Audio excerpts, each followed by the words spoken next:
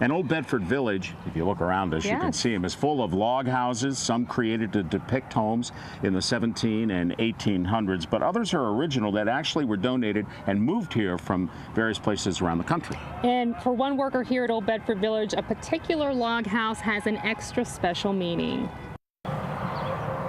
Joy Cooper grew up in South Woodbury Township, Bedford County. Her husband's career in the military took them to Alaska, but she eventually returned to Bedford County, and she had hopes of showing her daughter the home she spent most of her time in as a child. I actually went to where this house originally sat in South Woodbury Township, and my grandfather owned it. When I got there, I wanted to show my daughter where I played as a kid, but when we got there, all I saw was the barn was torn down. There was a little rotten logs there, and I was really, really upset because I thought, oh, I can't show her where I used to play as a kid.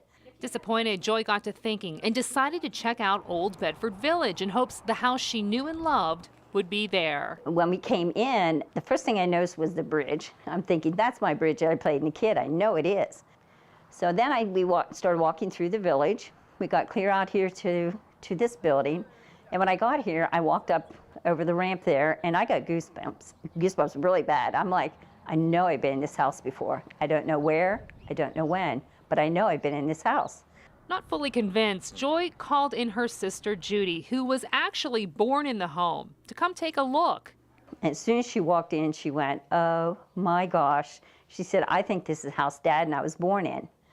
With Judy's memory and the help of workers at Old Bedford Village knowing the information about the house, the sisters were able to figure out that the house was indeed their grandfather's. It had been donated to the village by their cousin, Leonard Fay Furry. Yeah, I can remember there was 3 bedrooms upstairs, and you know, we would go through the one bedroom and it would kind of go in instantly to the other one. And I remember thinking, I said to my dad one time, why is there no hallway? And he said, well, a lot of times the houses were made that way.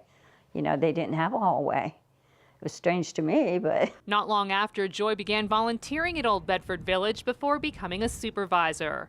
And when I was a little child, my grandpa used to say to me all the time, I paid $3,625 for this house back in April 3rd, 1922. And he would tell me over and over that story, never ever thinking I'd be in here in this building where I could say, this is my grandpa's house, this is where my dad was born in, my sister, my brother, you know, and also know a little bit of the information on it. Having special ties to Old Bedford Village brings a big sense of pride for Joy, but her love for the village goes beyond that. Because I love the place. I like history, I love kids, you know, I like being with people.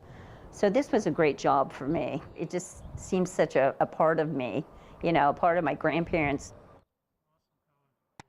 Truly amazing, Marty. She was able to find her grandparents' house here. More to come from Old Bedford Village. Stay with us.